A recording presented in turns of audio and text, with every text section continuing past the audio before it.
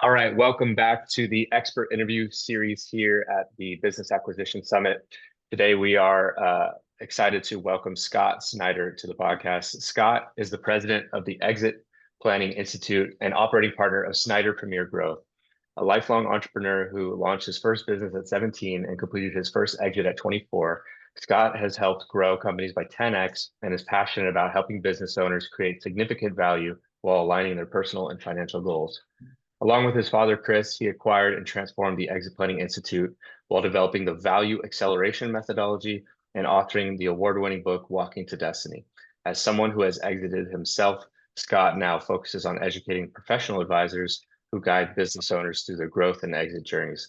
Welcome, Scott. Hey, how are you? Thanks for having me. Yeah, thanks for coming on. I'm excited for this Well, conversation. yeah, It seems like you're really at the center of a lot of this exciting development we're seeing in the SMB, small business acquisition world. So really looking forward to getting your take on everything. So thanks for yeah, joining man. us. No doubt. I think it's a great market to be in both for business owner and business advisor. So certainly going to be a cool 5 to 10 years. Yeah, absolutely.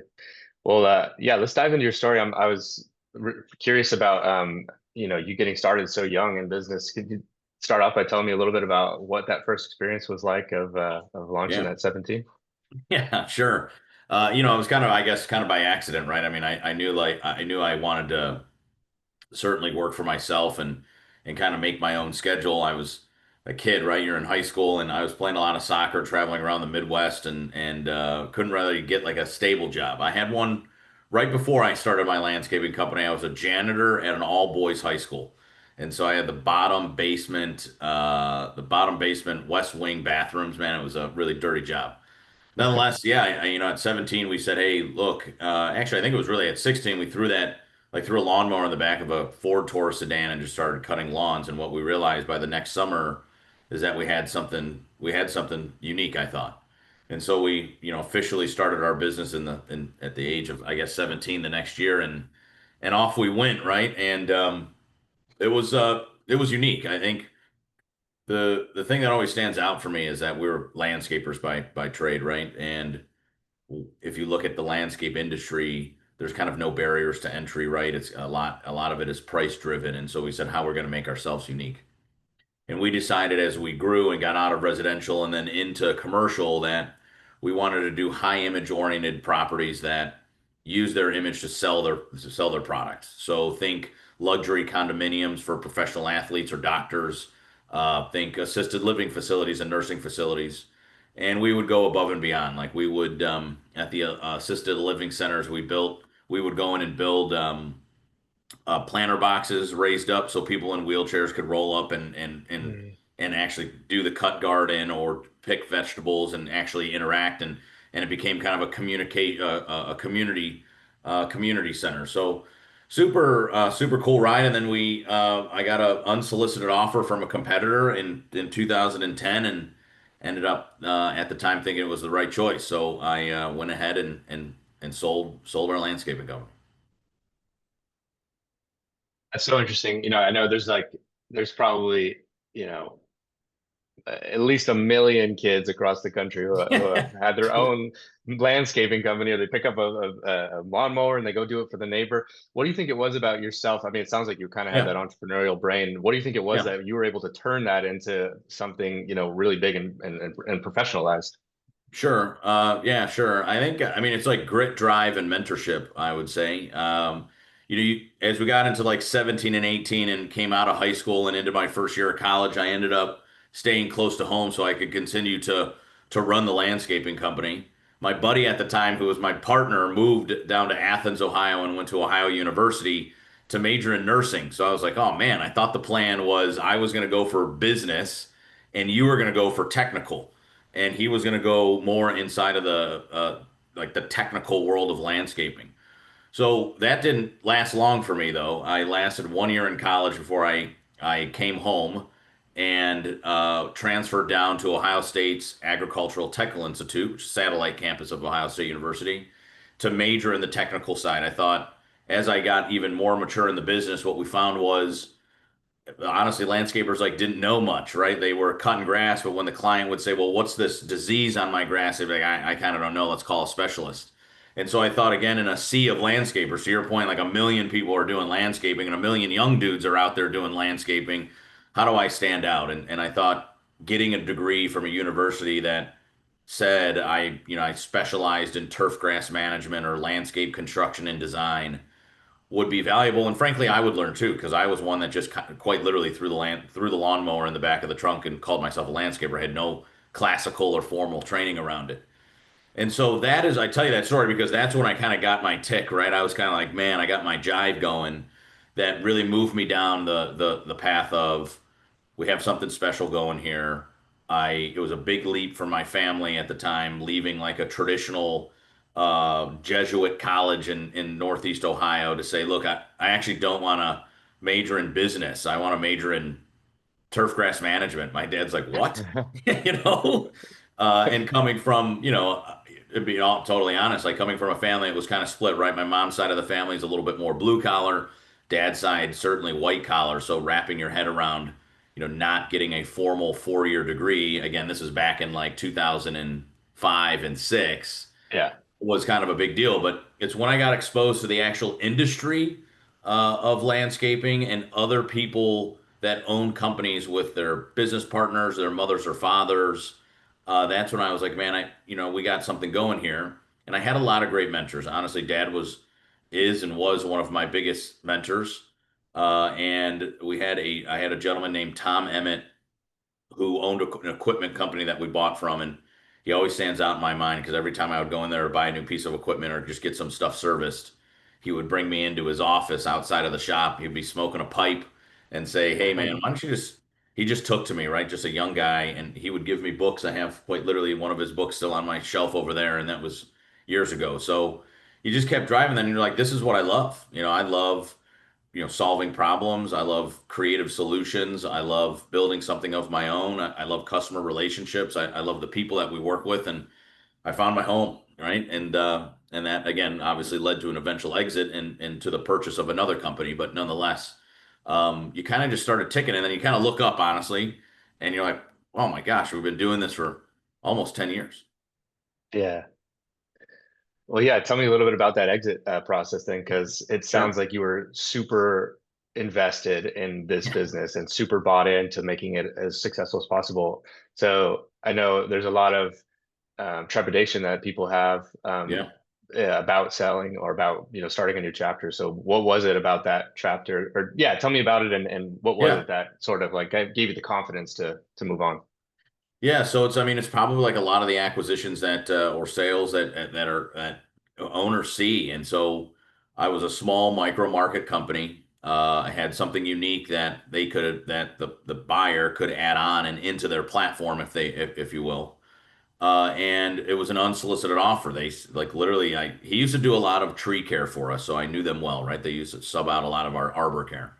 And he said, Scott, have you ever thought about selling your business? You have great people. We had this unique recruitment and training program and internship program. We had these high image oriented clients that were paying a little bit more than everybody else. We had a great reputation. And I said, I mean, no, I haven't, but I think this is the kind of work my dad does, right? And so my dad, the kind of maybe interesting history is that at this same time, Dad was just becoming a certified exit planning advisor. My dad was a value growth consultant here in Northeast Ohio, helping companies like mine build value and grow. And so, Dad though was just becoming a SEPA at the time. He was the first 100 SEPAs ever certified. And so I certainly turned to Dad and we kind of worked that deal. And we ended up taking that unsolicited offer. And I had a little bit of a transition time. And I would say for a small company and a young guy, right? I was in my mid 20s. From a business, I think I got what I thought I could get. I felt good about that. From a personal financial standpoint, I was a young guy, so I was kind of like, I have more change in my back pocket now than my friends that are graduating now with these college degrees and have a ton of debt. So I felt good about that. Like I went bought a car for cash, and felt like a real winner, And but what I realized, and I tell this story a lot in our exit planning circle, is that at that young age of 24 or 25, I truly had my first exit planning lesson. And me and dad always look at each other today and laugh because if dad would have known what he got to know at the SEPA program and integrated it into who he was as a professional advisor, I likely would have been better off. But the funness of kind of being free from your daily jive, and I was certainly in a lifestyle business, an owner operator kind of company. I had this identity crisis, and I think my first exit planning lesson, even at a young age, was that I had totally let my business define who I was. And I always describe this year and a half or 2 years of my life where I was away from my company. I'd sold my company, trying to figure out what was next for me. I lived some of the high highs and also some of the low lows. And I always describe it as I had this unique opportunity in my mid 20s to go play professional indoor soccer in the major arena soccer league. A childhood dream, getting paid to play the sport that you grew up playing was awesome in these arenas around the United States. And at the same time, I ended up getting a divorce. And so you have this massive life experience, which is selling kind of your baby, right? The thing that I built from the seat of my geometry class in high school to playing professional soccer to getting a divorce. I mean, it was like what a roller coaster. And I realized at that time that I fell into that statistic that many of us see in this space, which is 75% of owners profoundly regret selling their business just a year after selling it. Now, luckily, my dad invited me into his company and said, "Hey, why don't you help me and Andy, who was his business partner at the time? Like, you're an entrepreneur, you're a growth guy. Why don't you focus your energy on this? And if it goes well, we'll see if we can bring you in for some equity." And that turned into what we found in EPI. But nonetheless, again, I felt really good at the business side. I felt pretty good at the personal financial side, but like most owners, really fell to the personal side. I really was even at a young age really clueless. Luckily, I think for a guy in his mid 20s though, I had recovery time. I could imagine in our space, right? You see these baby boomer business owners, 65, 70 years old, leaving and selling their companies, and you'd think looking over the next 20 or 30 years of their life, wanting some freedom and going to be able to do all these cool things, but actually falling to this tragedy of like identity loss and being miserable and regretting that you actually sold it because you haven't really spent any time investigating what was next. And so a really interesting 2010, 11, and 12 was a really interesting time for me for sure. Sounds like when it rains, it pours with all those different experiences. It was, man. That's what I'm saying. You'd be waking up living a high, and then the next day you got punched in the gut, and you're like, oh man, I got to figure this out. Yeah. Oh, cool. Yeah, I'd love to get into the story of how you started working with your dad in EPI. But Sure. before we jump in there, just going to that identity piece. Yeah, What are some of the things you guys advise business owners to do now to sort of prepare for that transition? sure. So at EPI, what we teach is a process called the value acceleration methodology. And at the heart of that methodology, one of the key concepts and the number one is in order to have this successful, fulfilling, and significant exit, you have to have business, personal, and financial elements kind of aligned and blended and perhaps even balanced. And for every owner, they kind of suffer in one of the three areas, right? We're usually all pretty good at business. Some of us are weak in the personal financial planning, others are weak in the personal planning. But I think at the end of the day, personal planning is really what gets us. And so our advice to owners today when we're talking with them is that there's obviously a whole slew of things that go into personal planning. But for me, it and for EPI, it starts with personal purpose. 72% of Americans walk through their entire life with no sense of meaning or purpose. They just kind of wake up and do their thing every day. Not to say that they're having a bad life, they might have a good life. But when you have this big exit event, which is a small group of people in the business owner community, when that group of people has this major thing happen, like the sale of their company, if they don't investigate personal purpose and who they are, they tend to fall into that. Man, I really regret this decision because now I'm a little lost. And so early on, we believe, I think at the end of the day, exit planning is not necessarily about the end, it's about now. So even though we call it exit strategy and we're looking at some point in the future, we bring exit strategy into the current, into your current situation and start planning now. So for example, I'm 40 years old and I just put together my 10-year vision. as because I'm in a new financial planning swing, if you will. And so we need to know what I want to do over the next 10 years at a high level to help plan my personal financial scenario and frankly help guide some of the business decisions that I'm making. And so as you can see, though I'm not necessarily at a point of exit, we're always kind of thinking, well, what's the end in mind? What's the end goal? Always looking out 3, 5, 10 years. And knowing that, I think I kind of land that plane, if you will, by saying I think many owners are very familiar with a business path. I think many owners get advice from their executives or their advisor saying, "Hey, Scott, man, you have to stop working in the business and start working on the business." They're talking about, right, being more strategic and more visionary and being delegate and elevate and all these types of things that we hear. I think we hear it often, but I don't think we hear it enough, if ever, because perhaps it sounds a little silly. But a certified exit planning advisor would challenge an owner to say, Scott, you have to do that in your business, but there's another challenge for you and another concurrent path to that. You have to just stop living in your life and work on your life. And I think that is a path that we don't incorporate into those like 90-day sprints that we see or these big 3 year strategies that we have. And if we do, we come out on the other end pretty focused. And really, if an owner would attempt that, what you'd find it's like my 10-year vision, man, is no different than planning my 10-year company vision, right? There's objectives, there's metrics, there's health goals, there's marriage goals, there's my kids are certainly younger. There's stuff that I want, right? So I'm like, okay, I want a new RV in 5 years, so I got to start planning for that $1 million luxury coach, so Mhm. and it's so what you find is for me, I love strategy in my business. And as I leaned into the personal side of things, you're kind of like you gamify it a little bit because like I want to hit that revenue number in 3 years. I also want to hit one of those life numbers in 3 years too. And so it becomes just a part of your strategy. And I think for a lot of owners, we do strategy well. Yeah. Yeah, I like that you kind of you can apply sort of a not a cold way of looking at it, but just a systemized way where Yeah, you can apply that to the personal stuff too. 100%. Yeah. Absolutely. Yeah. Well, great. Yeah.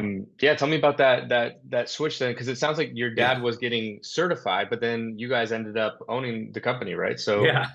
what was that journey How like? weird things, right? So yeah, so dad, so I kind of ended the last phase of life story with dad said, look, I understand you're miserable, man. Like just come in and work in this business. You love business owners. We work with all kinds, right? We work with $1 million companies, we work with $35 million companies and a little bit north of that and a little bit south of that. And so you'll see all kinds of different stuff. So I go into his company called Aspire Management where we're doing value growth work and I get to meet all kinds of owners just like me. More mature owners, usually, right? They were in their 40s, 50s, 60s, all with successful companies trying to grow and eventually trying to position for exit. And what I realized in hanging out with dad is that dad, being a very systematic and methodical guy, went and got certified by EPI in 2008, came out and was struggling to actually incorporate the teachings of EPI at the time into the way that he would consult owners. Because at the time, they were just, frankly, a lot of concepts, and people were like saying, well, that sounds great, but like, how the hell do I go do this, right? Like, how Yeah. do you make it happen? Like, sounds good, but can you show me? So dad spent like a 2 year period creating at the time what he called a process called BIGS, buy, improve, grow, and sell. And there'd be you would fall into one of those things. And buy could also mean start, but buy, improve, grow, and sell. And I thought that dad had something really unique. He was able to take these cool concepts that were meaningful, but then put them into action in this BIGS model. And dad and I shared the passion of wanting to help business owners exit. And one day we kind of just investigated the Exit Planning Institute and said, maybe we need to actually flip our model around. So rather than consult to owners directly through a consulting company, what if we taught business advisors the methodology that you created to bring an industry or a profession together? And then we would have an army of certified exit planning advisors out there working with all kinds of different owners around the globe. And we would do a hell of a lot more doing that and have a bigger impact that way than we would just working with Northeast Ohio small or lower middle market business owners. And so we ended up Exit Planning Institute was actually for sale, and we ended up approaching the co-founders, the owners, Pete and Rich, and we were pretty involved, right? There's like 150 SEPAs at this time. My dad chaired their conferences, sat on their board, and we started their first chapter. We really leveraged the Exit Planning Institute relationship to help grow our consulting firm. And as in any acquisition, right, it takes a few rounds to get through things, but they ended up choosing us and working with us and getting to terms. And in the fall of 2012, we closed on EPI and took over ownership for our first SEPA program in November that year. And in 2013 was the big turn where we a year later, basically in the fall of 2013, implemented the value acceleration methodology into the SEPA curriculum and began teaching the methodology to other advisors. And so it was a super cool kind of, dad loved to speak and teach. He loves to write. And so this an education and kind of membership organization was a really a good bet. And so dad and I invested and bought it, but I didn't actually come into the business till 2 years after that in the fall of 2014. And going all the way back to how you started our conversation, I was a landscaper at heart, right? And putting on a suit and tie every day and working with people that have law degrees and licenses and designations and Harvard degrees and MBAs was frankly a little intimidating until we had the same kind of conversation. We said, look, we bought this thing, we wrote the growth strategy, you're the growth guy, go in and grow this company. And so we did. And that was in 2014 and here we are today. Right. I think there will be some people that are curious about how the deal was structured to acquire the business. Can you get into a little bit of the details there? Yeah, sure. The business was in its infancy, right? So it was almost like buying a startup. And so um, we had Pete and Rich, there was two partners. Rich was, we agreed to continue the license of his content. So we would license content from Rich, and basically EPI became the operating entity that would deploy the content into the market. Pete came on as our head of faculty. So Pete was much more engaged than his business partner, Rich, and continued to, not from an owner standpoint, but as a head of faculty standpoint, help us shape the SEPA program for years to come. And it was a pretty straightforward deal. They had a year-long transition period. They had one employee. It was an executive director at the time was his title, and we had about a 2 month transition period where the business was actually headquartered in Chicago. So I spent a couple of months in Chicago going through all the stuff, right, that you would do when you kind of transition and integrate a company. But we were financial buyers, right? So it wasn't like it was some big, large deal or big, massive transition. It was a couple of guys that wrote a book that started an institute to teach the book that used the institute to, frankly, generate leads for their investment bank. And so it was good. It was took a couple of years to make that happen, and then as I came into the business, I took over Dennis's role, and we moved him into a new role and moved the business and the headquarters to Cleveland, Ohio. And that's when the business really started to take shape. Um, so it seems that the SEPAs, the Certified Exit Planning Advisors, they're kind of the core of the business now, right? Yeah. The army of advisors that you have, Yeah. so to Yeah. speak. Yeah. Um, can can you get into a little bit to their role? I know we've kind of danced around it a little bit here, but sort of their role with business owners now and the value that they add in the whole process between buyers and sellers. Yeah, so the SEPAs are at our core. We have about 9,000 certified exit planning advisors in the market and another about 30,000 advisors that interact with the EPI on an annual basis. And that's through our chapter network, our conference, our webinars. They're not necessarily holding the credential, but working with EPI and inside of the community in some way. Nonetheless, yeah, the SEPA is really at the core of what we do, and I think at the core of any exit planning advisory team. And it doesn't matter what type they are. And what I mean by that is I think still one of the confusing things inside of the market and perhaps even inside of the profession is that people have different mindsets around what an exit planner is. A certified exit planning advisor, a CEPA, can show up as a financial advisor, an estate planning attorney, a business attorney, a value growth consultant like my dad, an M&A advisor, or a CPA or anywhere in between. They have a role and a specialty within the whole ecosystem and methodology or process of building value and exiting, and then across all three legs of the stool: business, personal, and financial. The designation that is SEPA showcases that they understand a methodical way to drive value into your company and align business, personal, and financial goals. It also showcases that they are an excellent collaborator and connector of people. They understand that, frankly, exit planning is a team sport. And as you look at the entire ecosystem and the journey over a 3 to 5 year period of an owner really focused on value and exit, the team becomes pretty big. And so the SEPA then on any given team tends to lean into that expertise inside, and then focuses on their certain role throughout the whole methodology. But nonetheless, yeah, the SEPA is core to certainly what we do at EPI, and I'd like to think has really become an authority in the space when both advisors and owners are looking to talk to or thinking about exit. Yeah, yeah, that's great. Something that jumps to mind is, you guys, this was what, almost 15 years ago now that Yeah, you took over. yeah, Um, and something that I've noticed is that, this market, has a lot of similarities to real estate, but real estate mm, as sort of being in the forefront of an investment or business opportunity is extremely mature, whereas the acquisition of small businesses seems to be sort of a growing and new concept to a lot of people.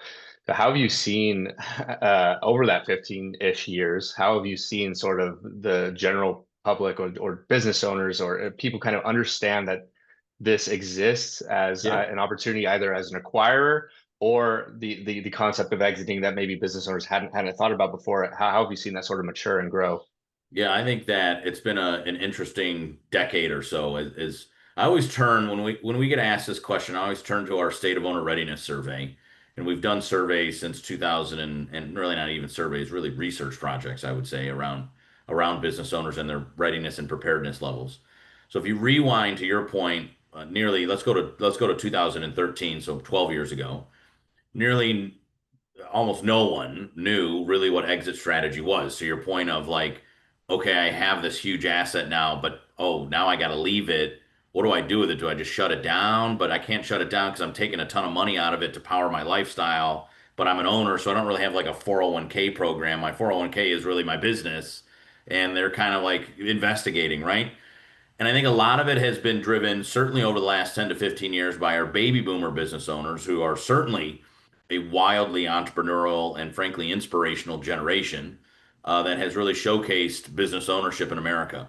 But if you rewind even 10 years ago, the youngest boomer was only 50 years old. The average was only 57 years old, and the oldest was like 68 or something like that. So just in that age range, they're not thinking really about exit. And if we do a lot of generational studies, when you look at the generational characteristics, not of a business owner, but of just a baby boomer in America, they are the inventors of the 60-hour work week. And one of the top core values that they have that always kinds of tends to bubble to the top is they want to feel success in what they do. So whether that's certainly their business, it could be their marriage, it could be their golf game, it could be their relationship with their kids, whatever that is, they want a sense of, I do this and do this well, a very proud generation. And so the inventors of the 60-hour work week, being wildly passionate, wildly entrepreneurial, they thought, yeah, I'm going to start this business like I did at 16 and I'll sell it at 76. This is going to be my life's work. And now they're saying we got to exit this thing, and they're trying to figure out kind of how it's going. So they own about 51% of the privately held companies in America. So today in 2025, the youngest is now 61. You're turning 61, so everybody's over 60. Average is 67, oldest is 77, 78. Take my dad. My dad's 66 years old. You could just tell Dad's thinking differently, right? Like he's got grandkids and shoot, dad's been working 50 years and he's like, dude, I just want to slow down and have less stress and maybe it is time for me to focus on just other passions in life. And I tell that story to kind of lead into the others because I think this is really where the impact is. I think we all get the baby boomers. We can understand that. We understand that given their age and the sheer size of their asset, their business, the exit conversation is here and more critical than ever. What's interesting is that 38% of Generation X, so these are people, call it 43 years old to 60 years old, they want to transition at faster rates. So 38% of them said that they want to transition in the next 5 years. This is according to our 2023 national survey. And Wow. they're very different than their baby boomer counterparts. One of the core values that comes at the top for them is their time. They value their time. They are a work smarter, not harder generation. And they have this natural like gut butterflies in the stomach feeling of, man, I'm always trying to blend and balance. Like I want to work out, I want to be a dad, I want to volunteer, I want to be involved in my family and my community, and I'm a business owner too, and that takes a ton of my time. And I'm trying to figure this out, this blended balance. I can't quite do it because my business relies on me, but I'm always trying to naturally look for it. The interesting thing for me when you compare both baby boomer and Gen X, when the boomer, even at their age, was asked, "What do you want to do after you sell your company?" So you know you got to sell it. What are you going to do after? We give them maybe 12 different answers they can pick. Five of the answers relate to business in some way. They want to buy another business, invest in a business. They want to sit on a board. They want to be a Vistage chair. They want to start a consulting company, buy a franchise, something like that. Number one answer is be involved in business, any one of those five, right? So I just sold a business. I want to be still involved in business. Number one answer for people 43 to 60, I want to just retire. I want to make enough money at my business so I don't really have to worry about money because I want to go be a good dad. I want to be a good mom. I want to travel with my husband or wife. I want to teach and speak, whatever that might be. And so they're also powering a ton of I think of the transfers that we'll see. And then to make a long story short, you have the millennials, which I think might be more entrepreneurial than our baby boomer counterparts, but they're indicating that they want to do what I call boomerang exits. They're frankly kind of like me. I'm the upper end of the millennials.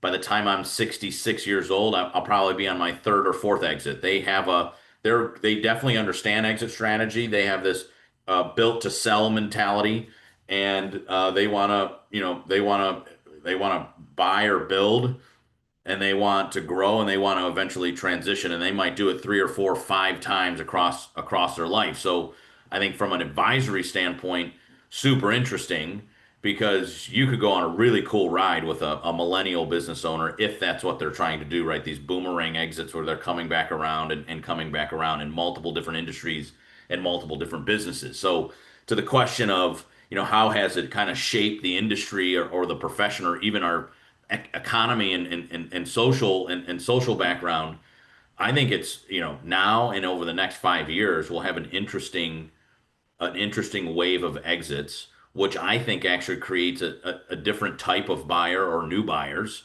that we might have not have seen before. Some things like entrepreneurship through acquisition, I think, is a hot topic of the year. I think crowdfunding or groups of owners that want to buy in.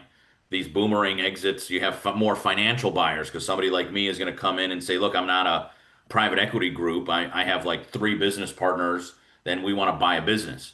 And so I think it will make for a very interesting 5 years. And maybe you could tell on my passion, right? It's kind of trying to figure that out. It's something that we haven't seen, I think. If you look 2013 and prior, it is definitely becoming a different landscape for sure. Yeah, that's really interesting because being in this space, you hear the silver wave, the Yeah, retiring of baby course. boomers, like it's almost become a meme at this point. Yes. But that is the first time what you're telling me is that because of Gen X's mindset, that this wave could be, like could end up doubling because also Yeah, Gen like X is yeah, want to go earlier. 100%. Yeah. Because if you think about it, even the book that founded EPI, so Pete and Rich, those founders, two investment bankers, went out on this journey to kind of figure out why, same kind of thing as what I did. They had found that every single client that they had worked with had a good exit. They maximized value and minimized taxes, but they were miserable after the exit. So Rich, being the more academic of the two, was like, dude, Pete, we got to figure this thing out, man. Like, what is going on? Like, and what a shame. Like, this guy has tons of money and sold his asset that he's grown from the shed to 100,000 square foot manufacturing facility, but the guy's not happy. Why? Yeah. And it was that, so they went on there was personal planning, but they went on this journey to kind of document this market. And back in 2005, they were talking about this silver tsunami, this $10 trillion of wealth. But shoot, man, back in 2005, that's 20 years ago, the youngest baby boomer was my age. They were 40. They weren't looking to exit. They're the 60-hour work week people, right? They're Yeah. nowhere near exit. And so Yeah. we never saw it. So I can remember even in the early days of EPI, people were kind of calling out BS, right? Like, there's no way. Like, what are you talking about? And again, knowing that we never, until recently, we haven't started wrapping generational characteristics on there, like these psychographics around what makes these people tick. And I think it becomes very clear now when you start to do that. But the silver tsunami, I think, is here. Just simply sheer age, right? You're 67 years old. Like, I know you're passionate about what you do, but you just see it. You know that they want to do other things too. And it's not that they're tired, Yeah, and to you sorry know? to cut you off, Yeah, but no, it's fine. Yeah. to your dad's point, it's like you can notice that change in him, and maybe a lot of these owners they imagined that they would work like you said to the 76 or Yes. maybe even longer, but they didn't anticipate the internal changes that they would feel at this age. Yeah, you don't know what you don't know. I mean, even like I was different at 21 and I'm different at 40, right? And I'll probably be different a little bit at 66. I think the core of who you are, but yeah, I mean, you have all these different influences. Like, until you have grandkids, you probably don't know what that feels like. Or shoot, man, I have 3 kids. I could tell you that I didn't anticipate where I'm at today, 10 years ago. So yeah, there's these outside influences on people like my dad who are approaching 67 years old, and they're saying, shoot, man, if I can sell my business and slow down a little bit, I might still invest in other companies. But I want to be more in control of my life outside of the company. And maybe it is time to sell. And again, the struggle point for that silver tsunami is they kind of get cold feet. You probably hear this a lot in your space, right? They're kind of like they get all the way to the goal line and they go, nah, I don't like this guy. I'm not going to sell my business. And it's not that they don't like the buyer. It's because now they have to really face the music of, well, you better have a personal plan, because in about after a year long earnout, you're you better love golf because you're gonna be playing it a lot. And so Yeah. and I think change is hard and frankly kind of scary, especially I have a lot of respect for the baby boomer owners, man. Like, quite literally, one of my buddies here in Cleveland, man, his his grandfather started this manufacturing company out of a shed in their backyard in rural Northeast Ohio. His dad, he took that from the shed to a 30,000 square foot manufacturing facility. His dad came into the business. They took it from a 30,000 foot to a 100,000 square foot facility. And my buddy was just named the vice president of the company and basically his dad's successor. So can you imagine how difficult that might be for his dad to actually move from that business if he hasn't investigated who he was or what he wanted to do next? But nonetheless, yeah, it's a very interesting marketplace right now, no doubt. Before our conversation, we posed if anyone wanted to ask a question during this conversation. We had someone say, essentially, what what's the best possible way to do due diligence before acquiring, and Mhm. how do you avoid surprises? From I guess let's maybe talk about it from both sides, from a seller standpoint or a buyer standpoint, or what are we looking at? Probably more so a buyer standpoint. Yeah. So for us, I mean, I'm going to be a little bit biased, and I'll tell the audience that right out of the gate. For me, a lot of the folks that look at EPI and look at the value acceleration methodology, they think, well, this is great for the seller, right? We're going to help business owners build value and transition. What was interesting for me when we first kind of came into EPI is how many private equity groups were actually interested in the methodology because they're on the buy side. And so I think for me, if I was buying a company, and we did this when we bought EPI, though it was small, we went through that first gate of the methodology that we have called Discover, and we actually performed an enterprise value assessment of our own on the business. And different than just a pure business valuation, we were able to look at these intangible capitals and give them some scores. and then be able to have deeper conversations with the sellers of that company. So I think that for me, in my own way, I think a place to start a due diligence process would be through conducting a deeper assessment rather than maybe just shifting through a data room. Let's actually get through these four intangible capitals. Let's look at their customer capital, social capital, which is culture, structural capital, and customer capital. And so human, structural, customer, and social, if you look at those, I think frankly, scoring the business on your own in a more intentional way provides for a unique experience during the due diligence process, in addition to maybe some of the traditional things that you might be doing. I appreciate that. Sure. Um, so yeah, it's been a great conversation. Just to wrap up on a couple things, I Sure. know there may have been some things we haven't touched on. I know you've got drivevalue.com. I know you've got, Sure. Snider Premier Growth. Is there anything we haven't Sure, covered man. that you want to jump into? I might just touch on the drive value stuff because I think it speaks to some folks that we don't get to directly work with in my world every day, right? So my world is helping the professional advisor. We believe again, if we can train great advisors, they'll become the most valued and trusted advisors, and will truly achieve some major impact directly to owner. What we launched this year was called drivevalue.com, and this is a central hub of information around the value acceleration methodology for business owners, next generation family owners, and the owners' executive teams. So the information is now geared and tooled directly to owner, where they can come into drivevalue.com and take a mini assessment. They can listen to a podcast like yours. They can become more educated around truly what it takes to drive value into your company and align business, personal, and financial goals. So, if there are owners certainly listening or advisors saying, look, I mean, one of the biggest hurdles that I have as a professional advisor is that I spend a ton of time up front educating the owner on what we're about to do. Send them to drivevalue.com and let them kind of DIY it a little bit for themselves and poke around and begin to expose themselves on some of these key concepts and process. And so outside of that, I think it was a fun interview, man. You really got me, down the rabbit hole of generations and impact. And so, nonetheless, I think we're good. Awesome. Um, any last, maybe a question I didn't ask that I should have asked, or anything else you want to touch on No, that you think is important? I think the not. I think the questions were excellent. I would say that small conversation that we started to wrap around the market, I think is absolutely critical for any listener in any space, whether it be an advisor or an owner. And if they are interested in learning more, I would just direct them over to ownerreadiness.com. It's a whole bank of research from the original national in 2013, the national that we came out with in 2023. Given we talked about the generations, we have a new generational report that just came out this year. So we've taken those stats and broke it down even further per generation so we can see who's the most ready, the least ready. We can identify some issues. I think just some helpful tools for the business owner to kind of see themselves in the research and maybe say, how do I stack up? And certainly some helpful stuff for an advisor, advising an owner, because I think it sharpens up our skill set. So outside of that, I think we're good, man. I appreciate it. Awesome.